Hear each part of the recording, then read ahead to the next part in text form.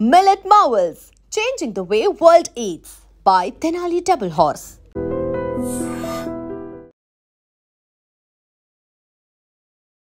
ఒక అమ్మాయిని around 20 years అప్పుడు పేషెంట్ని తీసుకొచ్చారు. బ్యాడ్ న్యూరలాజికల్ ప్రాబ్లంతో. ఆమెకు కంప్లీట్ కాళ్ళు పడిపోయాయి, ఆమె మాట్లాడలేకపోతుంది. బయట అంతా కూడా దే కుడెంట్ డయాగ్నోస్ ఇట్. అంటే అది ఆటో ఇమ్యూన్ కండిషన్ అని అనుకున్నారు, బ్రెయిన్లో ఇన్ఫెక్షన్ అనుకున్నారు, అన్నీ చేశారు, అన్నీ better, but she was not getting better. How do we detect HIV then? చాలా మంది కూడా ఇప్పుడు అవగాహన లేని వాళ్ళందరూ వస్తారు, కానీ ఎప్పుడు జబ్బు ముదిరినాక వస్తారు. ఇప్పుడు హెచ్ఐవి ఒక్కసారి మందులతో వైరస్ కంట్రోల్ అయినాక నార్మల్ సెక్షువల్ ట్రాన్స్మిషన్తో కూడా భార్యకు రాదు. So they can have normal sexual intercourse with the wife. ఒక హెచ్ఐవి పేషెంట్కి ఉండే హెచ్ఐవి సిమ్టమ్స్ ఏంటి సార్ టు స్టార్ట్ విత్? ఒక మనిషికి హెచ్ఐవి వచ్చి అది ముదిరినాక ఎయిడ్స్ అంటాం. 60-70 kgs ఉన్న మనిషి విపరీతంగా లూజ్ మోషన్స్ అయిపోయి 70 kgs ఉన్నవాడు 50 kgs. ఎందుకు అంత డిఫరెన్స్ ఉంటుంది ఒక్కొక్కళ్ళలో? అసలు ఏం జరుగుతుంది బాడీలో? ఒక మనిషి ఇది 200 కంటే తగ్గినప్పుడు, అంటే ఇన్ఫెక్షన్ అది వచ్చినప్పుడు హెచ్ఐవి ఈ వీటిని స్లోగా తగ్గిస్తుంది. హెచ్ఐవి పేషెంట్ని కనుక ముద్దు పెట్టుకుంటే హెచ్ఐవి వచ్చే అవకాశాలు ఉన్నాయా? ఒకటి లిప్ కిస్ అట్లా చేసినప్పుడు ఎవరైనా హెచ్ఐవి పేషెంట్కి లోపల బాగా బ్లీడింగ్ లాగుంటే అది కూడా 0.1 to 0.2% రిస్క్ ఉంటుంది. ఇప్పుడు హాస్టల్స్లో బాయ్స్ ఉంటూ ఉంటారు కదా, సో ఆ రేజర్స్ యూజ్ చేసుకున్నది ఒకళ్ళు వాడుతూ ఇంకొకళ్ళు వాడింది మధ్యలో కట్ అయినా సరే అవి కూడా ఈక్వల్గా అంతే ప్రామినెంటా ట్రాన్స్మిషన్ అవ్వడానికి? హెచ్ఐవి అనేది వైరస్ బయట అంత ఎర్లీగా సర్వైవ్ అవ్వదు. కాండమ్స్ యూజ్ చేస్తూ కనుక సెక్స్ చేస్తే హెచ్ఐవి రాదు అన్నది మనం బల్లగుద్ది చెప్పచ్చా? Best way to protect is using condoms. హెచ్ఐవికి ఎయిడ్స్కి డిఫరెన్స్ ఏంటి సార్? సార్ నాకు హెచ్ఐవి ఉంది, ఇది పోదా అని చాలామంది భయపడి ఒకటే చెప్తాను. హెచ్ఐవి అనేది ఇప్పుడు బీపీ లేదా హైపర్ టెన్షన్ లేదా డయాబెటీస్ లాగా. డ్రగ్స్ యూజ్ చేయడం సెక్స్ టైంలో ఎంఎస్ఎం గ్రూప్స్ మధ్యలో ఇప్పుడు ఇది ఒక అలార్మింగ్ ట్రెండ్గా మారింది, ఇండియా వైడ్ గ్లోబల్ వైడ్ అని చెప్తున్నారు. They have this uninhibited behaviour, they have group sex. ఇట్లా ఉన్నప్పుడు obviously when you are multiple people multiple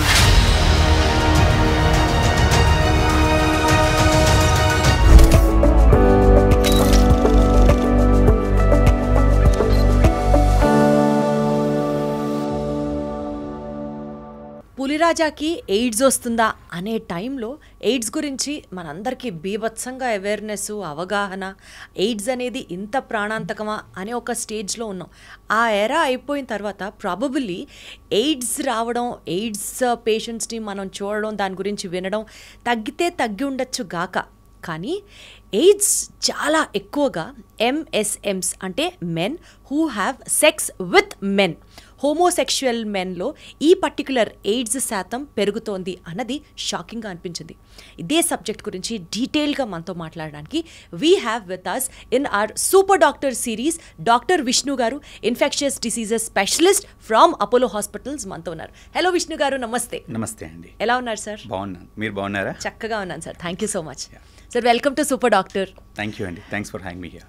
super doctor సిరీస్లో మేము ఏదైతే మీ స్పెషలైజేషన్ గురించి డీటెయిల్డ్గా మాట్లాడతాము, దానికంటే ముందు we would also love to know about your journey and మీరు అసలు మెడిసిన్ ఎలా చేశారు, what inspired you to become a doctor.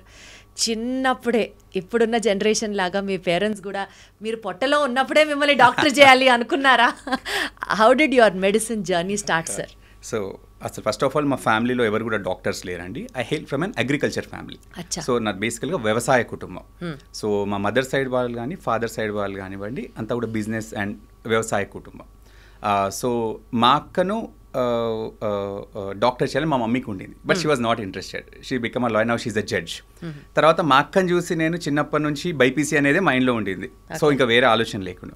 So అక్కని చూసి అలానే బైపీసీ తీసుకున్నాను. My entirely my choice. So మా ఇంట్లో నేను పెద్ద చదివి డాక్టర్ అయితే ఎవరు అనుకోలేదు. I read and I become a doctor. అంటే మీరు కూడా 10th క్లాస్లో డిస్ట్రిక్ట్ ఎడిషన్లో మీ ఫోటో పడి, ఇంటర్మీడియట్లో ఆల్ ఇండియా ర్యాంకులు కొట్టి, ఎంసెట్లో టాప్ ర్యాంకులు కొట్టి, అట్లా you were very studious about. Till 6th I was not a good student.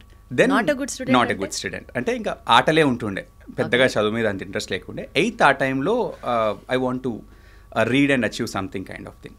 తర్వాత 10th తర్వాత దెన్ ఇంటర్కి వచ్చినాక నేను ఖచ్చితంగా డాక్టర్ కావాలి అని. సో అప్పుడు ఇంటర్లో రాసినప్పుడు ఎంసెట్లో నాకు 700 ర్యాంక్ వచ్చింది. So 700 rank. సో అప్పుడు గవర్నమెంట్ కాలేజ్లో రాలేదు, సో ప్రైవేట్లో చేశాను.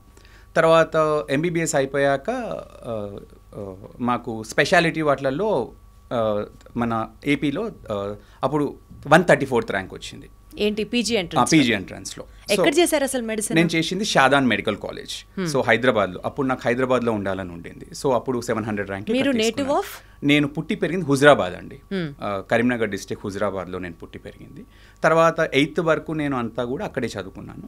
8th తర్వాత హాస్టల్లో, విజ్ఞాన్ విద్యాలయం హాస్టల్లో హైదరాబాద్లో చదువుకున్నాను.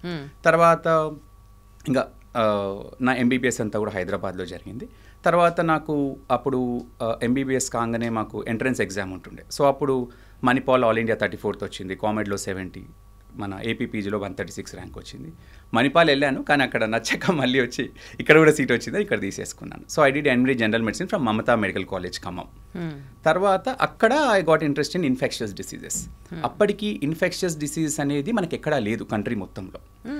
Only Hinduja national hospital Mumbai, Apollo చెన్నైలో రెండు సీట్లే ఉంటుండే. సో అక్కడ రావాలి అంటే all India I want to do in Apollo Chennai. So అక్కడ రావాలంటే ఆల్ ఇండియా ఫస్ట్ రావాలి. So I prepared and I got all India first in. నమస్కారం, మీకు ఆల్ ఇండియా ఫస్ట్ ర్యాంకా? సో అది infectious disease super speciality FNV అని ఉంటుంది. So అట్లా వచ్చి then I did in Apollo Chennai. ఆ తర్వాత then I came back to Hyderabad and started my practice. So you wanted to become an infectious specialist doctor and so you achieved your dream అని చెప్పొచ్చు. So once మీరు education అయిపోయిన తర్వాత you started practicing and seeing students, what were the challenging cases అండి? అంటే జనరల్గా infectious disease కూడానండి, అంటే since it's a new speciality, మన దగ్గరకు వచ్చేటి అన్ని కూడా ఛాలెంజింగ్ కేసెసే వస్తాయి. ఇప్పుడు ఇన్ఫెక్షన్స్లో రెగ్యులర్ మలేరియాలు, డెంగ్యూలు, కాఫ్ కోల్డ్ ఇవన్నీ జనరల్ మెడిసిన్ దగ్గర వాళ్ళు ట్రీట్ చేసేస్తారు. ఏవైతే కాంప్లెక్స్ కేసెస్, అంటే ఇప్పుడు జ్వరం వస్తుంది కానీ కారణం తెలియదు, లేదా డిఫికల్ట్ టు ట్రీట్ ఇన్ఫెక్షన్స్, లేదా హెచ్ఐవిలో మల్టిపుల్ ఇన్ఫెక్షన్స్ ఉన్నవాళ్ళు, లేదా ఆర్గాన్ ట్రాన్స్ప్లాంట్ చేసిన తర్వాత వచ్చే ఇన్ఫెక్షన్స్ చాలా కాంప్లికేటెడ్ ఉంటాయి. ఇట్లాంటివన్నీ ఒక ఇన్ఫెక్షస్ డిసీజ్ డాక్టర్ దగ్గరికి వస్తాయి. So infectious disease doctor job is like a detective. So it is very interesting. అంటే మనకు అంటే ఒక 1+1 మ్యాథ్స్ లాగా ఉంటుంది. సో ఈ పేషెంట్ ఫీవర్ వస్తుంటే తగ్గదు, ఓకే ఈ ఫైండింగ్స్ ఉన్నాయి, ఇది ఉన్నాయి, సో ఇవి పాసిబిలిటీస్ అని ఒక మ్యాథమెటిక్స్ లాగా ఉంటుంది. సో ప్రతి case what we deal you get lot of pleasure out of it, kick వస్తుంది ఖచ్చితంగా. So all infection most of the cases what we see are difficult cases, challenging cases. అంటే ఇప్పుడు now that మీరు అందులోనే specialisation చేశారు కాబట్టి irrespective of మిగిలిన వాళ్ళు ఎవరు చూసినా చూడకపోయినా ఆ కిక్ ఉంటుంది చూడండి, నేను ఇది చేశాను, it is because I am there, I could do this అని అనిపించిన సిచ్యువేషన్ ఏదన్నా ఒకటి ఎక్స్ప్లెయిన్ చేయండి. అంటే అట్లా ఫస్ట్ నుంచి చాలా ఉన్నాయండి. అంటే ఏదైనా కూడా అంటే ఇప్పుడు ఫర్ ఎగ్జాంపుల్ కొన్ని కేసెస్ ఉంటాయండి, కొన్ని రేర్ కేసెస్ ఉంటాయి, ఎవరు డయాగ్నోస్ చేయలేరు. ద పేషెంట్ ఒక 20 మంది దగ్గర తిరిగి ఉంటారు. అట్లా వచ్చిన వాళ్ళు once you diagnose you get that kind of kick. For example మీరు కేసెస్ అంటే చాలా ఉన్నాయి, బట్ ఒక్కటి చెప్పాలంటే related to HIV which I was అంటే ఒక అమ్మాయిని అరౌండ్ 20 years అప్పుడు పేషెంట్ని తీసుకొచ్చారు బ్యాడ్ న్యూరలాజికల్ ప్రాబ్లమ్తో. ఆమెకు కంప్లీట్ కాళ్ళు పడిపోయాయి, ఆమె మాట్లాడలేకపోతుంది. బయట అంతా కూడా దే కుడెంట్ డయాగ్నోస్ ఇట్, అంటే అది ఆటో ఇమ్యూన్ కండిషన్ అని అనుకున్నారు, బ్రెయిన్లో ఇన్ఫెక్షన్ అనుకున్నారు, అన్నీ చేశారు, అన్నీ better, but she was not getting better. So ఆ పేషెంట్ వీల్ చైర్లో నా దగ్గరకు వచ్చింది. నేను అంతా కూడా హిస్టరీ తీసుకుంటున్నాను, ఎందుకు అవుతుంది, అప్పటికే 15 డాక్టర్స్ చూసేశారు. సో దెన్ ఐ ఆస్క్డ్ మీ అమ్మ నాన్న ఎవరు అని అడిగాను. అంటే వాళ్ళ రిటర్న్ వచ్చారు, మేమే అని చెప్పారు. నాకు I felt that could this be HIV positive, but 19 years ఎందుకు రావాలి అని. దెన్ తర్వాత ఇన్ డీటెయిల్ అడిగితే లేదు సార్, మేము పెంచిన పేరెంట్స్, వాళ్ళ అమ్మ నాన్న చిన్నప్పుడే చనిపోయారు, నేను వాళ్ళ చిన్నమని పెద్దనాన్నమని, అంటే వాళ్ళని మా దగ్గర పెరిగింది అని. దెన్ ఐ థాట్ ఎలా చనిపోయారు అంటే మాకు తెలియదు సార్, అప్పుడు వాళ్ళు చనిపోయారు అన్నారు. Then I thought could this be HIV, తల్లి నుంచి అప్పుడు వచ్చి ఉంటుంది, ప్రోగ్రెస్ అయి ఉంటుంది అని I suspected and as HIV testing, then it has come positive. So ఆ అమ్మాయికి పుట్టుకతోనుంది, it was not identified, it progress to such an extent. తర్వాత మెడికేషన్స్తో we could make her survive, కానీ తనకు కొద్దిగా లింబ్ అబ్నార్మాలిటీస్ ఉన్నాయి, but we could make her survive. అంటే that diagnosis and that history made, ఎవరు కూడా ఎందుకు అడుగుతారు నువ్వు మీకు పుట్టిన బేబీ అయినా, అవన్నీ కూడా వాళ్ళు చెప్పరు, out of the box. So then అంతవరకు కూడా మేం పేరెంట్స్ అనే చెప్పారు వాళ్ళు. తర్వాత కూడా అదే హిస్టరీ తీసేసుకుంటారు తప్ప అంటే అడగరు కదా అండి, వాళ్ళు బాగానే ఉన్నారు కదా అనుకుంటారు. సో దెన్ అడిగితే వాళ్ళ సన్ చెప్పాడు యాక్చువల్గా మా దగ్గర పెరుగుతుంది, వాళ్ళ పేరెంట్స్ చిన్నప్పుడే చనిపోయారు. So they are so nice people that they don't even అంటే చిన్నమ్మని కూడా అనిపించారు, అమ్మ నాన్ననే పిలుస్తారు. So that's how we could identify. సో ఈ క్వశ్చన్ అడిగిన ప్రతిసారి మీ చైర్లోకి వచ్చిన ప్రతి guest as a doctor respect towards doctor ఎన్ని ఫోల్డ్స్ ఇంక్రీజ్ అవుతుందో నేను చెప్పలేనండి. బికాజ్ అందుకనే అంటూ ఉంటారేమో డాక్టర్స్ అంటే నిజంగా దేవుళ్ళు అని. ప్రతి ఎపిసోడ్లో I make sure I tell this because so much respect I have towards doctors. And thank you very much, thanks for that confidence. Yes, మీరు ఎటు హెచ్ఐవి కేసే చెప్పారు కాబట్టి getting in to the subject. Sir, అసలు బేసికల్గా might be HIV అని మీరే అన్నారు చూసారా, నాకు ఈ సిమ్టమ్స్ ఇలా అనిపిస్తున్నాయని. సో ఒక హెచ్ఐవి పేషెంట్కి ఉండే హెచ్ఐవి సిమ్టమ్స్ ఏంటి sir to start with? I think you ask very good question అండి. ఇప్పుడు హెచ్ఐవిలో కూడా అండి ఎర్లీ హెచ్ఐవి, లేట్ హెచ్ఐవి. మీరు ఎయిడ్స్ అని చెప్తున్నారు. ఒక మనిషికి హెచ్ఐవి వచ్చి అది ముదిరినాక ఎయిడ్స్ అంటాం. సో ఈ హెచ్ఐవి ముదిరినాక ఎయిడ్స్లోకి వచ్చిన తర్వాత అప్పుడు సిమ్టమ్స్ చాలా క్యారెక్టరిస్టిక్గా ఉంటాయి. అంటే టీబీ రావడము, నాలుకే పూత పోయడము, ఒక 60-70 kgs ఉన్న మనిషి విపరీతంగా లూజ్ మోషన్స్ అయిపోయి 70 kgs ఉన్నవాడు 50 kgs అవ్వడము, అన్యూజువల్ ఫంగల్ ఇన్ఫెక్షన్స్ రావడము, అన్యూజువల్ బ్రెయిన్ ఇన్ఫెక్షన్స్ రావడము. ఇట్లాంటి ఉన్నప్పుడు ఆ సిమ్టమ్స్ని బట్టి తనకేమన్నా వాటిని ఆపర్చునిస్టిక్ ఇన్ఫెక్షన్స్ అంటాం. అంటే ఒక మామూలు మనిషికి రావు, ఒక హెచ్ఐవి వచ్చిన మనిషికి ఇమ్యూనిటీ విపరీతంగా తగ్గినప్పుడు అన్కామన్ అన్యూజువల్ ఇన్ఫెక్షన్స్ వచ్చేసి విపరీతంగా ఎఫెక్ట్ అవ్వడం. సో వీటిని చూసినప్పుడు చాలా వరకు మనం సస్పెక్ట్ చేస్తాం. నౌ ఇంకోటి ఎర్లీ హెచ్ఐవి వాళ్ళు ఉంటారు. అంటే ఇప్పుడు అంటే రీసెంట్గా అక్వైర్ చేసిన వాళ్ళకు సిమ్టమ్స్తో చెప్పలేమండి మనం. అంటే ఇప్పుడు స్టార్టింగ్స్లో సిమ్టమ్స్ మనకు జలుబు రావచ్చు, కొద్దిగా జ్వరం రావచ్చు, కొద్దిగా ర్యాష్ రావచ్చు. ఇవన్నీ మామూలు వైరల్ ఫీవర్స్లో కూడా ఉంటాయి. సో వాటితోని మనం చెప్పలేము. సో అందుకని మనం ఎప్పుడు కూడా హిస్టరీ ఈజ్ మోర్ ఇంపార్టెంట్. అంటే ఇప్పుడు నేను ఒక పేషెంట్గా వచ్చేసి నాకు జ్వరం జలుబు దగ్గు ఉందంటే ఏ డాక్టర్ అయినా సరే మామూలు జలుబు అనుకొని మామూలు జ్వరం అనుకొని ట్రీట్ చేస్తాడు. కానీ నేను ఎప్పుడు సెక్షువల్ హిస్టరీ అడుగుతాను. ఇప్పుడు for example if that particular person has multiple sexual partners or high risk behaviour, అంటే ర్యాండమ్, ఇప్పుడు అంతా కూడా multiple sexual partners, random sexual partners, one night stands, ఇవన్నీ కూడా చాలా కామన్ అయిపోయాయి. సో ఇట్లాంటి హిస్టరీ అడుగుతాను. సో ఈ హిస్టరీ ఉన్న వాళ్ళకు టెస్ట్తోనే చెప్పగలుగుతాం మనం. సిమ్టమ్స్తో ఇనీషియల్గా చెప్పలేము, ఎందుకంటే ఆ సిమ్టమ్స్ అన్నీ ఒకేలాగా ఉంటాయి. మామూలు వైరల్ ఫీవర్స్తో ఏదైతే ఉంటుందో అవే సిమ్టమ్స్ ఉంటాయి. సో నేను అందరికి అదే చెప్తాను, మీరు సిమ్టమ్స్ కానీ ఇట్లాంటి హిస్టరీ ఉన్నవాళ్ళు you should get yourself testing. టెస్ట్తోనే ఎర్లీగా మనం ఉందా లేదా చెప్పగలుగుతాము. అది ముదిరినాక అప్పుడు అన్ని సిమ్టమ్స్ వస్తాయి, బట్ అప్పుడు ఆల్రెడీ లేట్, స్టిల్ అప్పటికి కూడా మనం చాలా బాగా ట్రీట్ చేయొచ్చు. కానీ ఎర్లీగా డయాగ్నోస్ చేయాలంటే మాత్రము సిమ్టమ్స్తోని చేయలేము. It should be based on testing. మరి అసలు డౌట్ ఎట్లా వస్తుందండి, ఎలా డిటెక్ట్ చేస్తాం హెచ్ఐవిని? అదే ఎందుకు చేయించుకుంటారు? ఎందుకంటే అదే హిస్టరీ. చాలా మందికి నేను అదే చెప్తాను, కలవకపోతే అప్పుడు లాస్ట్లోనే వస్తారు. అదే అంటే నా పాయింట్ ఏంటంటే ఇనీషియల్గా మనకి ఏదో ఒక డౌట్ వస్తేనో లేకపోతే ఏదో ఒక రకంగా తేడాగా అనిపిస్తేనో కదా డాక్టర్ దగ్గరికి వెళ్తారు. అప్పుడు కదా టెస్టులు చేయించుకుంటారు, మల్టిపుల్ పార్ట్నర్స్ ఉన్నా, అలాంటి హిస్టరీ ఉన్నా. అవునండి. So how do we detect HIV then? అదే అండి, unfortunately that is the problem. అదే చెప్తున్నాను. ఇప్పుడు చాలా మంది కూడా ఇప్పుడు అవగాహన లేని వాళ్ళందరూ వస్తారు, కానీ ఎప్పుడు జబ్బు ముదిరినాక వస్తారు. సో అందుకని అవేర్నెస్ ఈజ్ మోర్ ఇంపార్టెంట్. ఇప్పుడు మీరు అంటున్నారు, సార్ ఒక పేషెంట్ ఇట్లా మల్టిపుల్ పార్ట్నర్స్ ఉన్నాడు, తనకు హెచ్ఐవి ఉందని మీరేమో ముదిరేంత వరకు తెలియదు అంటున్నారు. మరి ఎలా ఐడెంటిఫై చేయడం అంటే patient should have that education. అదే చెప్తున్నాను.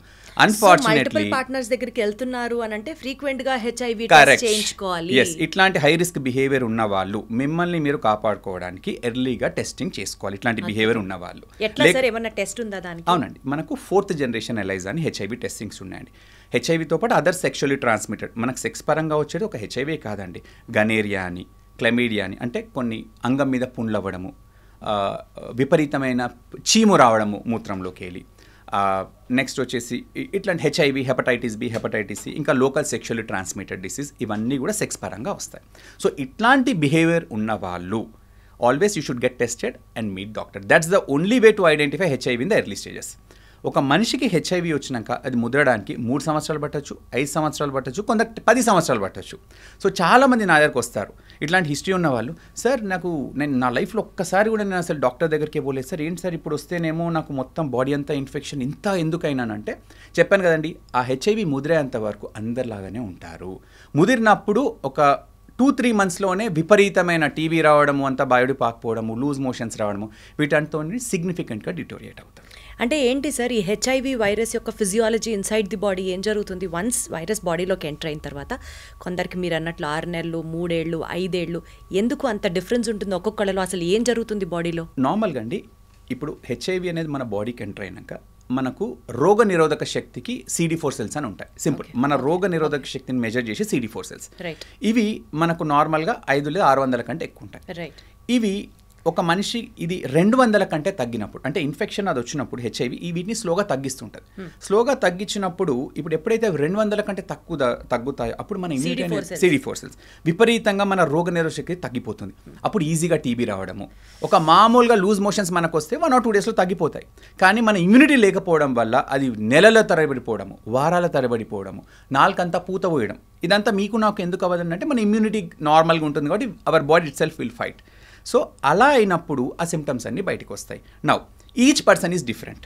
ఇప్పుడు మన ఇంట్లో సింపుల్ అండి, ఇప్పుడు మీ ఇంట్లో 4 ఉన్నారనుకోండి, జలుబు వచ్చింది అనుకోండి, ఒకరికి ఒకటే రోజు తగ్గిపోతుంది, ఒకరికి వారం ఉంటుంది, ఒకరికి 4-5 రోజులు ఉంటుంది. ఎందుకు అట్లా అంటే each person is different, each immunity is different. So ఒక్కొక్క పర్సన్ని బట్టి కొందరికి ఇమ్యూనిటీ బాగా ఉన్న వాళ్ళు, జెనెటిక్స్ బాగా ఇమ్యూనిటీ బాగున్న వాళ్ళకి 10 సంవత్సరాలు పట్టవచ్చు, కొందరికి 3 సంవత్సరాలు ప్రోగ్రెస్ అవుతారు, కొందరు 5 సంవత్సరాలు పడుతుంది. So each person is different depending on his own immunity. ఆ ప్రోగ్రెషన్ అనేది vary from person to person. అంటే ఇప్పుడు మనం ఒక ఆర్గన్కే ఏదో ఒక ఇమ్యూనిటీ తగ్గితే ఎఫెక్ట్ అవుతుంది అని కాదండి. లంగ్స్కి ఎఫెక్ట్ అవ్వచ్చు, ఇప్పుడు మీరు అన్నట్లు మోషన్స్ అంటే బ్రెయిన్ కి టీబీ రావచ్చు, బ్రెయిన్ కి కూడా రావచ్చు. సో చాలా కామన్ ఆపర్చునిస్టిక్ ఇన్ఫెక్షన్ ట్యూబర్క్లోసిస్ అండి. మన గవర్నమెంట్ రికమెండేషన్స్ ప్రకారం ఎవరికి టీబీ వచ్చినా 2 పరీక్షలు ఖచ్చితంగా చేస్తాం. ఒకటి డయాబెటీస్, ఇంకోటి హెచ్ఐవి. సో నార్మల్ పేషెంట్స్కి కూడా టీబీ రావచ్చు, కానీ హెచ్ఐవిస్లో ఎక్కువ రిస్క్ ఉంటుంది, ఎందుకంటే వాళ్ళకు ఇమ్యూనిటీ తక్కువ ఉంటుంది కాబట్టి. అండ్ చాలా మందికి టీబీ లంగ్స్లో వస్తుంది. హెచ్ఐవిలో లంగ్స్ బయట కూడా ఎక్కువగా వస్తుంది, అంటే బ్రెయిన్కి రావచ్చు, మనకి ఇక్కడ లింఫ్ నోడ్స్ లాగా ఇక్కడ రావచ్చు, లేదా పొట్టలో రావచ్చు. సో బాడీలో ఎక్కడైనా టీబీ రావచ్చు. Got it sir. సార్ ఇప్పుడు ఒక హెచ్ఐవి పేషెంట్ని కనుక ముద్దు పెట్టుకుంటే హెచ్ఐవి వచ్చే అవకాశాలు ఉన్నాయా? ఇది కూడా మంచి ప్రశ్న అండి. ఇప్పుడు ఫర్ ఎగ్జాంపుల్ నాకు పేషెంట్స్ ఉంటారండి, తండ్రి పాజిటివ్, బాబుకు లేదు. వాళ్ళు క్వశ్చన్స్ అడుగుతారు, సార్ నా బాబు నాతోనే ఉంటాడు, నా ఒళ్ళో పడుకుంటాడు, నేను ముద్దు కూడా ఇస్తాను, తినిపిస్తాను, నా వల్ల బాబుకి ప్రాబ్లం ఉంటుందా?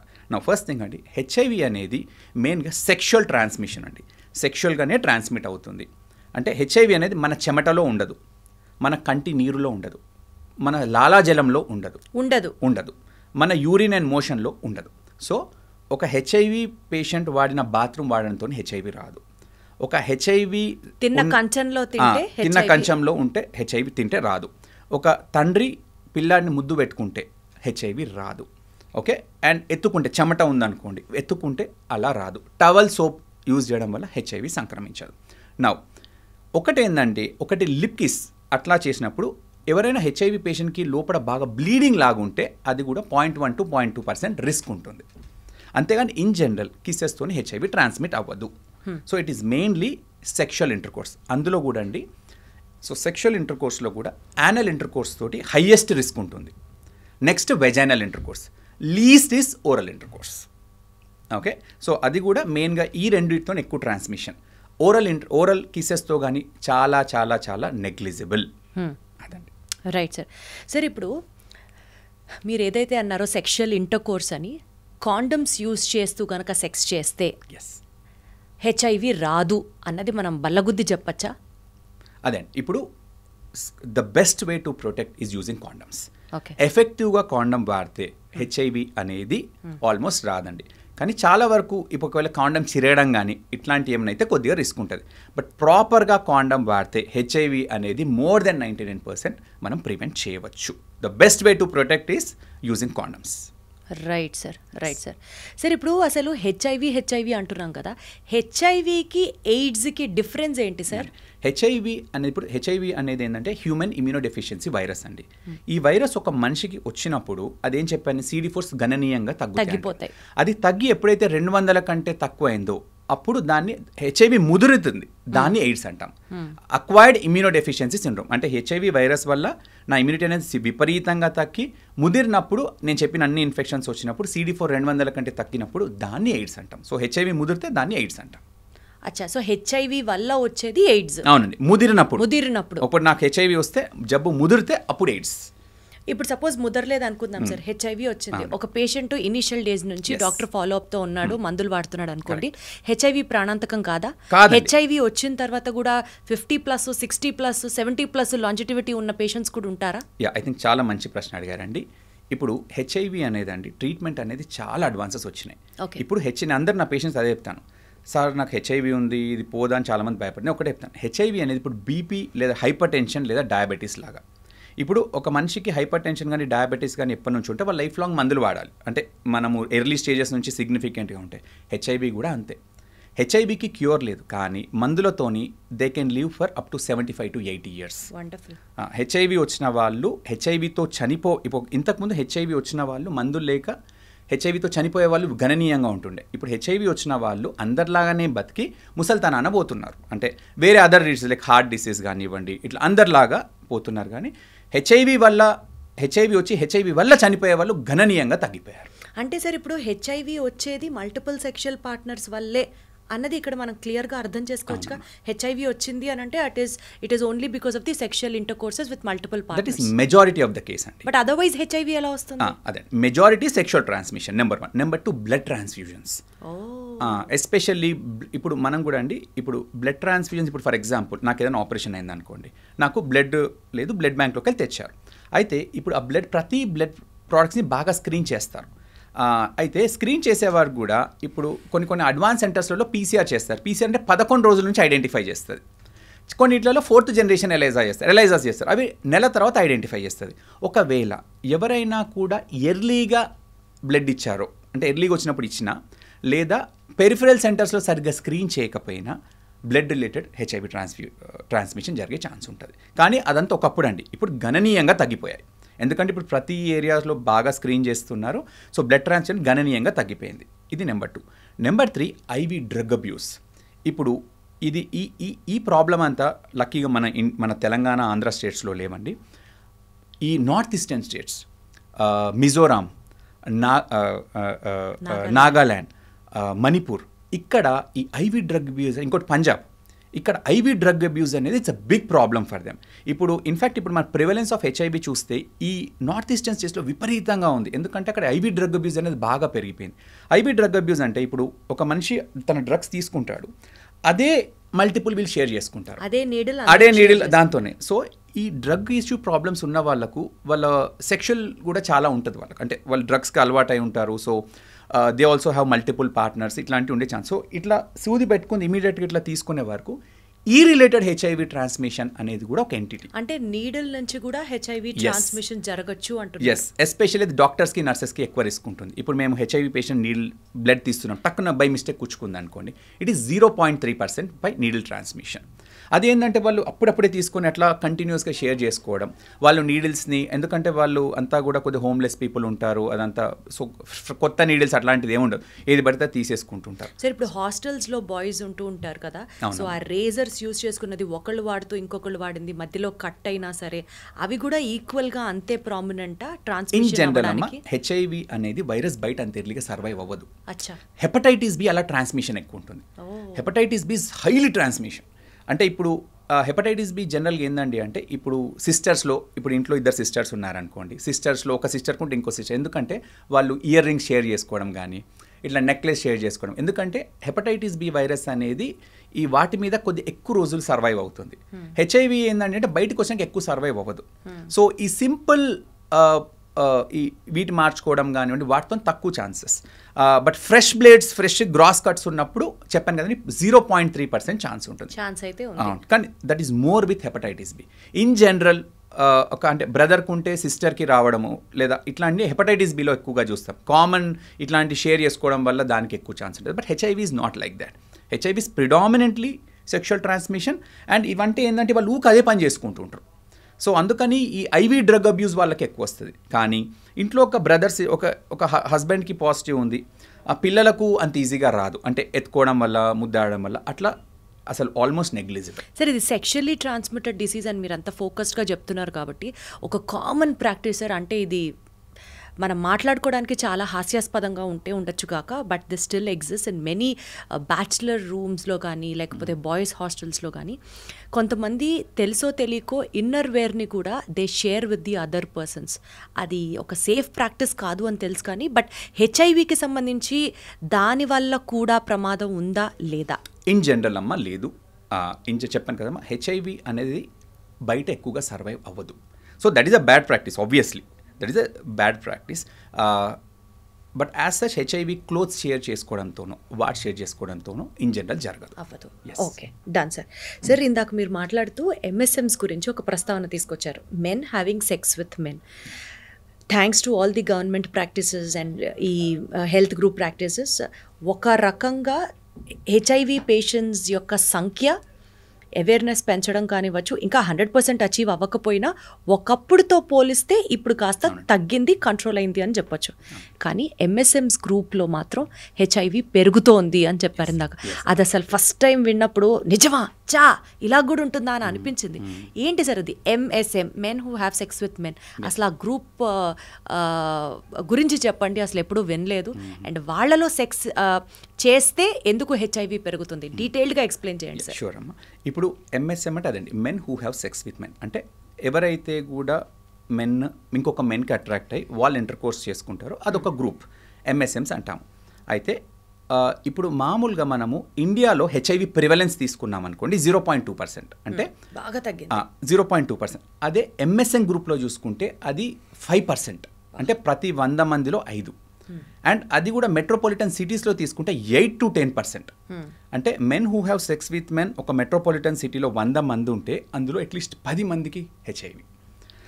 ఎందుకండి అంటే నార్మల్గా ఎంఎస్ఎంస్లో ఎందుకు ఎక్కువ హెచ్ఐవి ఉంటుందంటే దానికి 2-3 కారణాలు అండి. ఎందుకంటే నా చాలామంది పేషెంట్స్తో పర్సనల్గా కూడా ఇంటరాక్ట్ అవుతాను.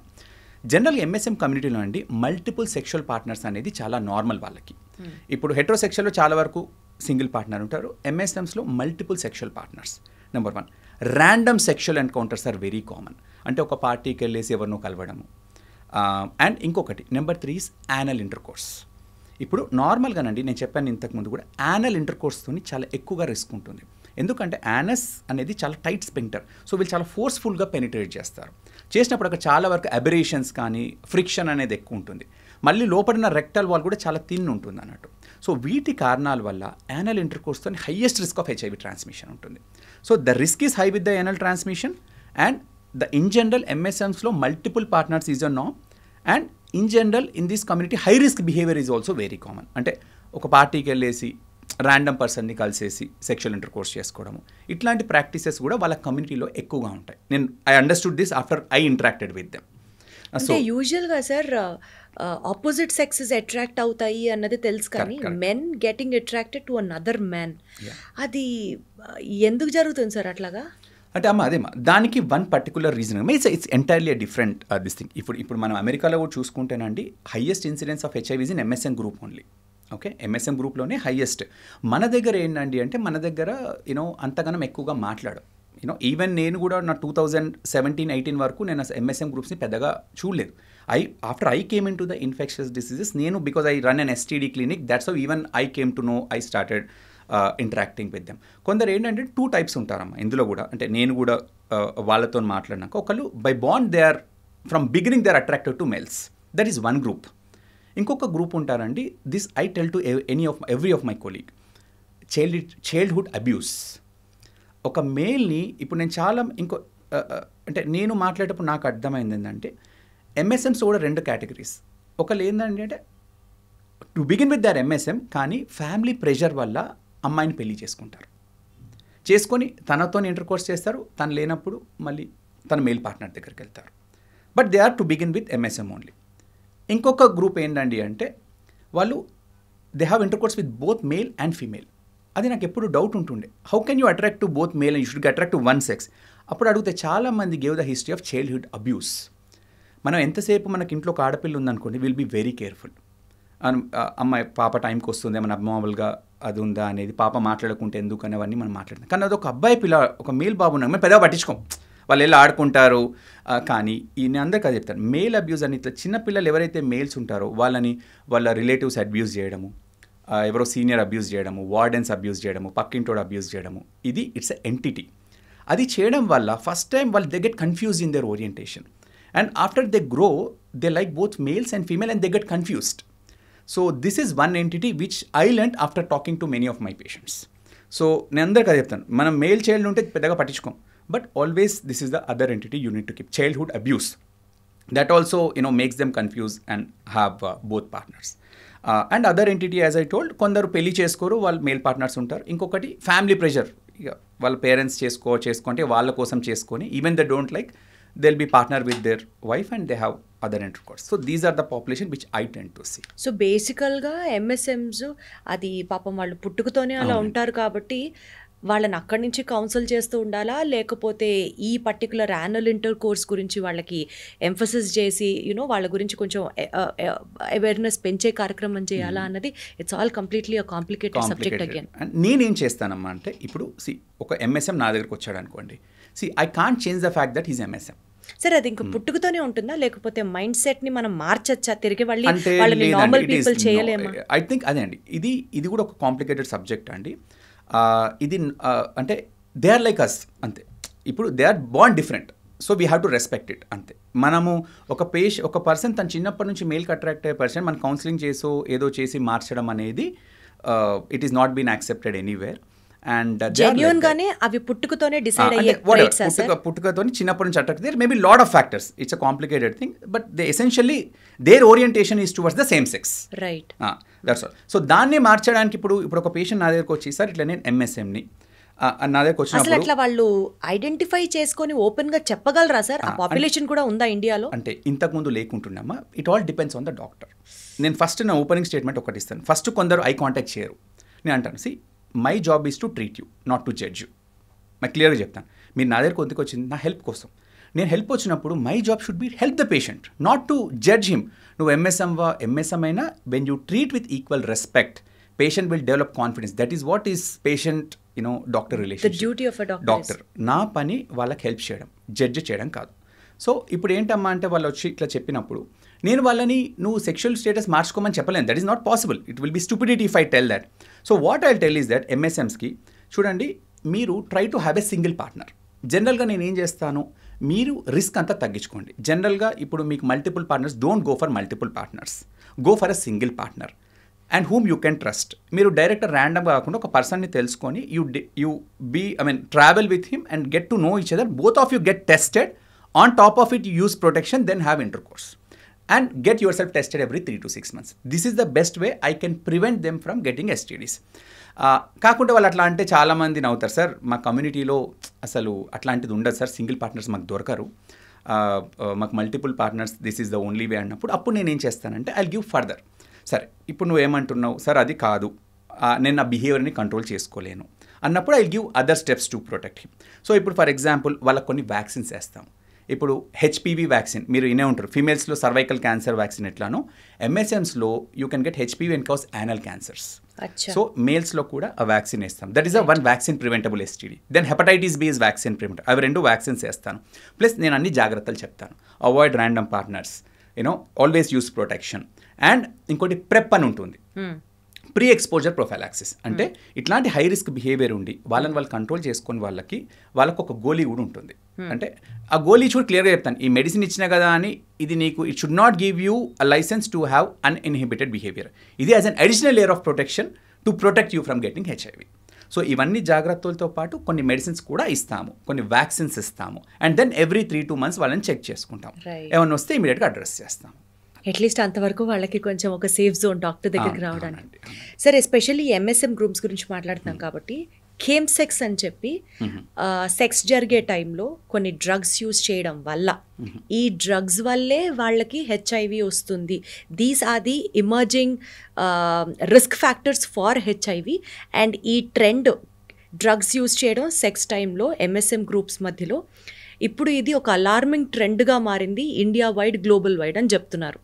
దీని గురించి ఒకసారి ఇన్ఫర్మేషన్ చెప్పండి సార్. అట్లీస్ట్ అమ్మ మన దగ్గర చూసే పేషెంట్స్ కెమ్సెక్స్ ఎక్కువ మంది రిపోర్ట్ చేయట్లేదు. ఇప్పుడు 2 థింగ్స్ అండి. ఇప్పుడు ఏమైనా ఇంజెక్టబుల్ ఫామ్స్లో తీసుకునేటి షేర్ చేసుకోవడం వల్ల నేను చెప్పాను కదండి ఐవీ డ్రగ్ అబ్యూస్, అట్లా హెచ్ఐవి ట్రాన్స్మిట్ అయ్యే ఛాన్స్ ఉంటుంది. ఈ కొన్ని కెమ్సెట్స్ పర్ఫార్మెన్స్ ఎన్హాన్సింగ్ మెడికేషన్స్ ఉంటాయి where they can have longer duration and all. అట్లాంటివి వాడినప్పుడు ఆబ్వియస్ కదండి, వాళ్ళు అట్లాంటి డ్రగ్స్ తీసుకున్నప్పుడు they have multiple people, they indulge in the sexual intercourse for longer time. So obviously the longer the exposure to an anal intercourse, the higher is the transmission of HIV if that partner has it. So itlanti drugs vaadam kuda they have the behavior is more and the behavior is uninhibited. So dani valla obviously villaki risk ekku untundi, కానీ అది drugs వల్ల కాదండి. Drugs వల్ల ఒక HIV ఉన్న patient drug needle share చేసుకొని ఇంకొక patient తీసుకుంటూ వస్తుంది. వాళ్ళు ఆ పర్ఫార్మెన్స్ ఎన్హాన్సింగ్ డ్రగ్స్ వల్ల వాళ్ళు ఎక్కువసేపు they have this uninhibited behaviour, they have group sex. ఇట్లా ఉన్నప్పుడు obviously when you are multiple people, multiple you can never know who has yes, what. Correct. So sir ఇప్పుడు బేసికల్గా ఇండియాలో ఎయిడ్స్ క్యాంపెయిన్ ఒక full స్ట్రెచ్లో చేసేవారు. ఇందాక నా ఇంట్రొడక్షన్లో చెప్పినట్లుగా పులిరాజాకి ఎయిడ్స్ వస్తుందా అన్నది అసలు ఇట్ వాజ్ లైక్ బ్లాస్ట్. అందరూ people started knowing about HIV, taking care about HIV. ఈ అవేర్నెస్ క్యాంపెయిన్స్ ఇప్పుడు ఈ ఎంఎస్ఎం గ్రూప్స్లో కొంచెం తగ్గిందనే చెప్పాలా, అసలు లేదనే చెప్పాలా భారతదేశంలో? How do you feel as a doctor? ఇంకా India government has to focus on this kind of campaigns అని అనిపిస్తుందా మీకు? యాక్చువల్గా అండి, if you see overall HIV it's a tremendous success అండి. అంటే ఒకప్పుడు హెచ్ఐవి డెత్స్తో చూసుకుంటే ఇప్పుడు గణనీయంగా తగ్గిపోయింది. అయితే ఈ ఎంఎస్ఎం అనేది ఇది ఇప్పుడు ఎమర్జింగ్ అండి. సో దాని గురించి ఇప్పుడు నేను ఎంఎస్ఎం అంటే మీరు నమ్మలేదు అసలు అట్లాంటి జరుగుతాయని. Because I feel that this is because of the lack of awareness. నాకెందుకు తెలుసు అంటే because I'm a focused doctor who is specialised in to it, I tend to see more. So what I feel is that government ఇప్పుడు ఏ మారుమూలన ప్రాంతాలు ఉన్నా అండి ఒక HIV patient డబ్బులు లేకుండా government is giving free medicines, the best available medicines. So మనకు availability of medicines అంతా కూడా బాగున్నాయి. ఓన్లీ థింగ్ ఏంటంటే ఈ ఎంఎస్ఎం గ్రూప్ వచ్చే వరకు వీళ్ళంతా కూడా యంగ్ పిల్లలు, లైక్ అందరు 15 years, 17 years, 20, 30 years. వాళ్ళందరూ that is the time where their hormones start kicking in there and అప్పుడు కూడా తెలియదు. So this is the time where the people commit mistakes, and once that mistake is done, once they get it, they have to take it lifelong. So e group lo I feel that education has to be done. Unfortunately ఇది ఏంటండి అంటే దీని గురించి ఎక్కువ తెలియక, that is what I feel. Overall fantastic job, but this is అందుకని interview కూడా మేము ఎంఎస్ఎం గురించి మాట్లాడడానికి మనం ఎంఎస్ఎం గురించి మాట్లాడుతూ వెళ్తే గవర్నమెంట్ పెద్ద పెద్ద హోర్డింగ్స్ పెట్టి దాని గురించి అవగాహన పెంచిన సొసైటీలో ఈరోజు మనం ఆ ఎంఎస్ఎం గ్రూప్ని యాక్సెప్ట్ చేసే స్టేట్లో కూడా లేమేమో sir. Unfortunately that is the one. Ya so అందుకని I think education is what is more. అందుకే నేను ఈ స్పెసిఫిక్ గ్రూప్ గురించి ఎప్పుడు ఎందుకు మాట్లాడడానికి ఇంట్రెస్ట్ చూపిస్తానంటే వీటి గురించి ఎవరు మాట్లాడరు. Nobody likes to talk about this, but that message should pass. ఎందుకంటే వాళ్ళందరూ యంగ్ పేషెంట్స్ ఉంటారు, అవన్నీ కూడా ప్రివెంటబుల్. చాలా వరకు మనం ప్రివెంట్ చేయవచ్చు. వ్యాక్సిన్స్ ఉన్నాయి, ప్రెప్స్ ఉన్నాయి. ఒకవేళ ఇంత వర్స్ట్ కేసు వచ్చినా కూడా బ్రహ్మాండమైన ట్రీట్మెంట్స్ ఉన్నాయి. ఇవన్నీ వాళ్ళకు ఫోకస్డ్ గ్రూప్కి తెలియాల్సి ఉంటుంది. అన్ఫార్చునేట్లీ సార్ ఇప్పుడు హెచ్ఐవి వచ్చింది, హెచ్ఐవి పాజిటివ్ అనుకుందాం, ఆ పర్టికులర్ పేషెంట్ ఇంకా లైఫ్ లాంగ్ హెచ్ఐవి మెడిసిన్స్ వాడాల్సిందేనా, ఆర్ ఒక 6 months వాడే ఆపేయచ్చు, 1 year వాడే ఆపేయచ్చు, అట్లా ఉంటుందా? లేదు, ఒకసారి చెప్పాను, హెచ్ఐవి అనేది లాంగ్ టర్మ్ మేనేజబుల్ కండిషన్. ఒక మనిషికి హెచ్ఐవి వచ్చినాక దానికి క్యూర్ లేదు. అదే మీరు డిసప్పాయింట్ అవ్వదు, అదే చెప్తున్నాను. పేషెంట్ అలానే డిసప్పాయింట్ నేను అదే చెప్తాను. ఇప్పుడు నాకు ఒక పేషెంట్ వస్తాడు, ఆయనకు బీపీ ఉంటుంది, షుగర్ ఉంటుంది, 7 గోళీలు తీసుకుంటుంటాడు, వాటన్నిటికీ ప్రాబ్లం ఉండదు. నేను రాసే హెచ్ఐవికి ఒకటే పిల్లిస్తాం, దానికే ప్రాబ్లం అని చెప్తాను. అదే చెప్తాను, అమ్మ ఇప్పుడు మా నాన్నగారికి నేను చిన్నప్పటి నుంచి మా నాన్నగారికి హైపర్ టెన్షన్ ఉంది, డయాబెటీస్ ఉంది, మా నాన్నకు 2 సార్లు హార్ట్ అటాక్ వచ్చింది, 2 సార్లు స్ట్రోక్ వచ్చింది, ఇప్పటికీ మంచిగా ఉన్నారు, అప్పటి నుంచి మందులు వేసుకుంటున్నారు. ఓకే, ఇది కూడా అంతే. అంటే హెచ్ఐవి వచ్చింది ఉంది అని యాక్సెప్ట్ చేయడానికి కూడా సోషల్ స్టిగ్మా అడ్డొస్తుంది కదా సార్. అదే చెప్తాను. ఇప్పుడు I always want to take the best out of it. ఇప్పుడు ఫర్ ఎగ్జాంపుల్ నాకు ఒక జబ్బు వచ్చి దానికి నేను ట్రీట్మెంట్ ఏం చేయలేను, నేను చనిపోతాను అనుకుంటే I have to SIT cry and all. I'm telling you, నీకు ఈ జబ్బు వచ్చిన తర్వాత నీకు నేను 10 గోళీలు రాయను, ఒకటే పిల్ రాస్తాను. అది నువ్వు సరిగ్గా వేసుకుంటే you can live for 75-80 years like any other person, right? Your quality of life will be the same. All you need to take is single పిల్. అండ్ ఇప్పుడు కూడా అండి, ఇప్పుడు హెచ్ఐవి ఒక్కసారి మందులతో వైరస్ కంట్రోల్ అయినాక నార్మల్ సెక్షువల్ ట్రాన్స్మిషన్తో కూడా భార్యకు రాదు. So they can have normal sexual intercourse with the wife, and they can have and భార్యకు రాకుండా పిల్లాడికి రాదు, పిల్లాడికి లేదా పాపకి.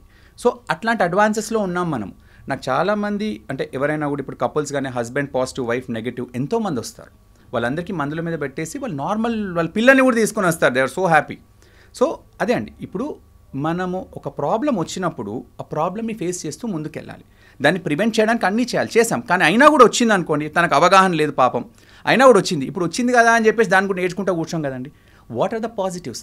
I'm telling you, your life will be like any other person. You will live for 80 years with only single pill per day.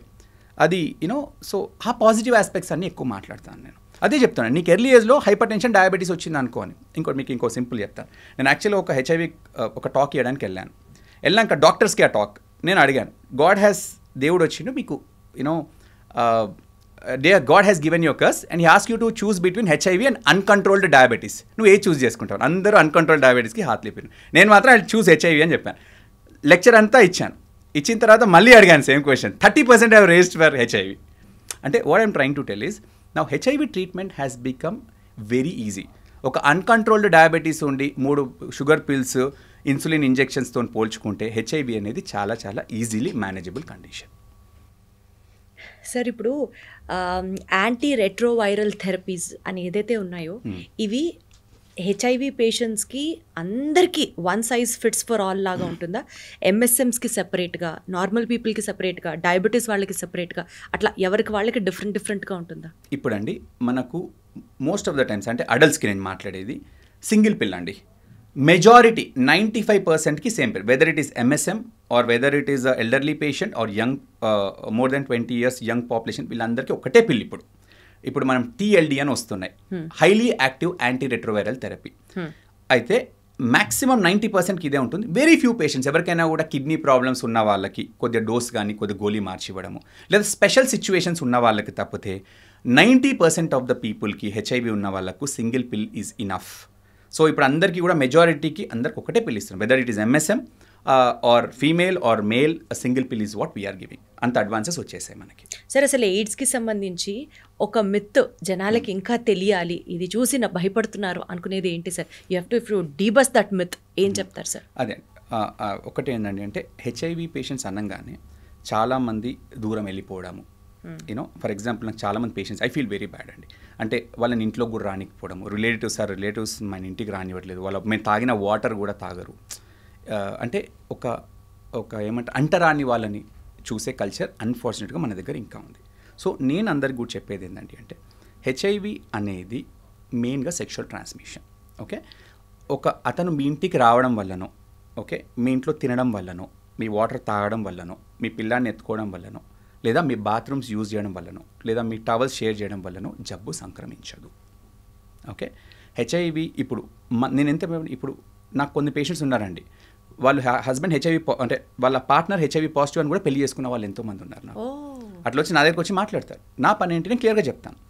నేను in fact ఒక marriage కూడా అటెండ్ అయ్యాను. I feel still so happy going to that marriage. అంటే ఆ అమ్మాయి just tell you the story.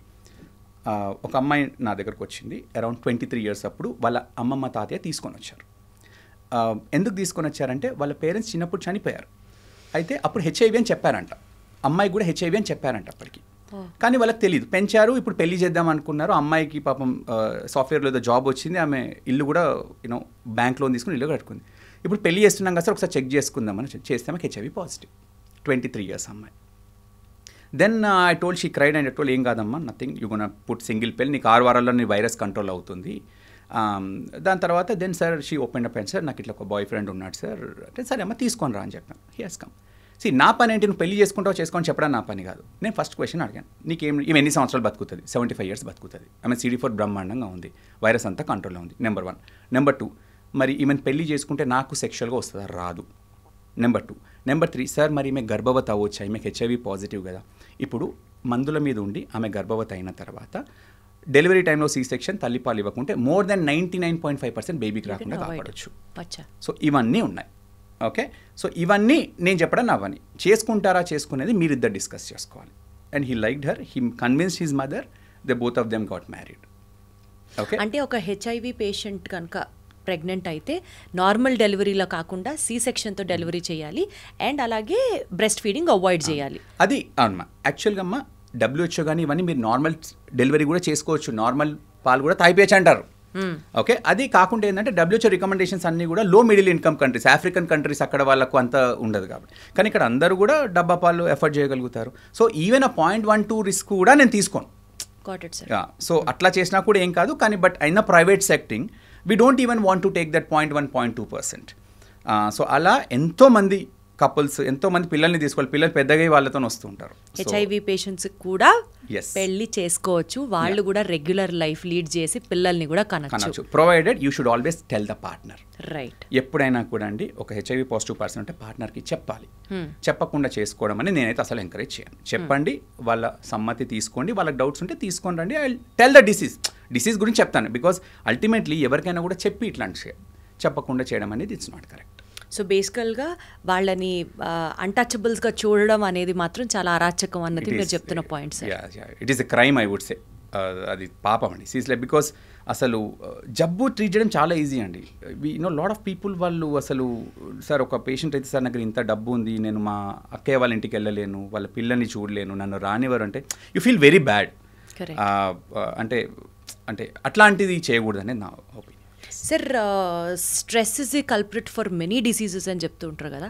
So stress ఉన్న వాళ్ళకి కూడా ఈ HIV అటాక్ అయ్యే స్కోప్ ఏమన్నా ఉందా సార్? ఆర్ HIV వచ్చింది, మేబీ వచ్చింది అన్న ఒక ప్యానిక్తో అయినా సరే ఇంటెన్స్గా కనుక స్ట్రెస్ తీసుకుంటే డిసీజ్ అగ్రివేట్ అవ్వడానికి ఇట్స్ వైస్ వర్సా, అట్లా ఏమన్నా రోల్ ఉందా? అమ్మ స్ట్రెస్ వల్ల HIV రాదమ్మా. ఆబ్వియస్లీ స్ట్రెస్ వల్ల HIV రావాలి అంటే సెక్షువల్ ట్రాన్స్మిషన్ ఉండాలి. That's the main thing. ఇప్పుడు ఒక HIV ఎవరైనా, మీరైనా నేనైనా, ఒక HIV పర్సన్ అయినా కూడా అన్నెసెసరీ స్ట్రెస్ విపరీతంగా ఉండి మనకు స్లీప్ తగ్గడం ఇట్లాంటివి చేయడం వల్ల that will increase the chances of getting sudden disease like heart disease కానీ ఇట్లా. That same for HIV or non HIV patients. అంతేగాని స్ట్రెస్ ఉండడం వల్ల HIV ట్రాన్స్మిషన్ ఎక్కువగా ఉంటుంది. Sir one thing sir, HIV వచ్చింది మీరు అన్నట్లు, not to give up, not to get disappointed, not to get depressed, ఒక పిల్ యాజ్ అ డాక్టర్ మీరు ఇస్తారు. But apart from that HIV patient పరంగా ఎలాంటి డైట్ తీసుకోవాలి, ఎలాంటి లైఫ్ స్టైల్ మెయింటైన్ చేయాలి, and what are those healthy habits which if he focuses on he could also live a perfect happy and a healthy life అంటే ఏం చెప్తారు sir? First thing అండి, HIV diagnose అయిన వాళ్ళని నేను ఫస్ట్ థింగ్ ఏంటంటే most important is taking pill everyday. HIV మందులు పనిచేయడానికి ఒక మంత్ర, మందులు తూచా తప్పకుండా వేసుకోవాలి. నేను వారానికి 2 సార్లు మర్చిపోతాను, నెలకు 5 సార్లు మర్చిపోతాను అనుకుంటే వైరస్ రెసిస్టెంట్ అవుతుంది. ప్లస్ మీకు చెప్పాను గుర్తుందా, HIV ఒక హస్బెండ్ ఉండి వైఫ్కి లేదనుకోండి, ఆయన మందులు కరెక్ట్ వేసుకుంటే ఆయన 75 years ఉంటాడు, ప్లస్ భార్యతోని నార్మల్ సెక్షువల్ ట్రాన్స్మిషన్ కూడా జరగదు. ఎప్పుడైతే ఇతను మందులు ఆపేస్తాడో ఇతను జబ్బు ముదురుతుంది, ప్లస్ ఈయన సెక్షువల్ ఇంటర్కోర్స్ తన భార్యకు జబ్బు ఇచ్చే ఛాన్స్ ఉంటుంది. సో HIV కరెక్ట్గా మందులు వేసుకుంటే నువ్వు బాగుంటావు, నీ ఫ్యామిలీ బాగుంటుంది, నువ్వు మంచిగా ఉంటే నీ ఫ్యామిలీ అంతా బాగుంటుంది. That is number 1. నెంబర్ 2, ఎప్పుడు కూడా అండి వీ ఆల్వేస్ సే దట్ నార్మల్గానే HIV వల్ల హార్ట్ ప్రాబ్లమ్స్ కానివ్వండి, స్ట్రోక్స్ కానివ్వండి, ఇట్లాంటి కొద్దిగా ఎక్కువ వచ్చే ఛాన్స్ ఉంటుంది. సో అందుకని HIV పేషెంట్స్కి clear absolutely no smoking and alcohol also limited. Okay, no smoking, and minimize alcohol as much as possible, and good physical activity. రోజు ఒక half an hour 45 minutes walk చేయడం కానివ్వండి, స్విమ్మింగ్ కానివ్వండి, ఇట్లాంటి స్ట్రిక్ట్గా నా ఫుడ్కి వచ్చేస్తా అండి అందరిలాగానండి. స్పెసిఫిక్ డైట్ ఇది తిన అది నేను చెప్పం. ఇప్పుడు మనం ఇంట్లో ఏం చేసుకుంటాము, అందరిలాగానే అన్నీ తినవచ్చు, ఇది తినవద్దు అని ఏమీ లేదు. ఓకే, ఒక డయాబెటిక్ అనుకోండి, ఆబ్వియస్లీ కొద్దిగా డయాబెటిక్ డైట్ ఫాలో అవ్వమంటాం. వేరే రిస్క్ ఫ్యాక్టర్స్కి అనుగుణంగా కానీ ఒక యంగ్ పేషెంట్ HIVతో వస్తే అతను మెయిన్గా మందులు తీసుకోవడం మోస్ట్ ఇంపార్టెంట్. ఇట్లాంటి అలవాట్లకు దూరంగా ఉండడం, అండ్ దెన్ ఒకసారి హస్బెండ్ ఫస్ట్ పాజిటివ్ వైఫ్కి చెక్ చేయడం, తనకుందా చూసుకోవడం, మందులు వేసుకోవడం, మనం రెగ్యులర్గా తినేటి అన్నీ తినవచ్చు, and make sure that you exercise 45 minutes to 1 hour a day. These are the things we tell them. Right, sir. One single message to conclude this show, sir, to the society or to the audience or to especially HIV patients as a doctor treating all these infectious diseases from your end would be? Yeah. First thing, HIV is a easily manageable condition. HIV వస్తే దయచేసి బాధపడొద్దు, కృంగిపోవద్దు. HIVకి బ్రహ్మాండమైన మందులు ఉన్నాయి. మందులతోనే మీరు నార్మల్గా జీవిస్తారు, మీ భార్యకు రాకుండా కాపాడవచ్చు, మీ ఫ్యామిలీతోని మంచిగా ఉండవచ్చు. నెక్స్ట్, MSM గ్రూప్కి మాత్రం నేను చెప్పేది, ఎవరైనా సరే ఇట్లాంటి హై రిస్క్ బిహేవియర్ ఉన్నవాళ్ళు దయచేసి డాక్టర్ని కలిసి టెస్టింగ్ చేయించుకోండి. Testing is the most important one. And మీరు ఒకవేళ MSM పాపులేషన్ అయ్యుండి ఇట్లాంటి హై రిస్క్ బిహేవియర్ ఉంటే always come meet the doctor, discuss about this, go for vaccines, prep, ఇవన్నీ డిస్కస్ చేసుకొని ఎవ్రీ 3 to 6 months ఒకసారి చెక్ చేసుకోండి. And most important is stay away from drugs, smoking, and always make sure that you exercise for half an hour to 1 hour a day, and with that you will be like any other person. Wonderful sir, thank you so much. ఒక కొత్త topic గురించి మమ్మల్ని enlighten చేయడంతో పాటు nothing to worry, not to give up అని ఒక ray of hope ఇచ్చారు మీ మాటల్లో. Thank you so much. Thank you. Sir. Thank you.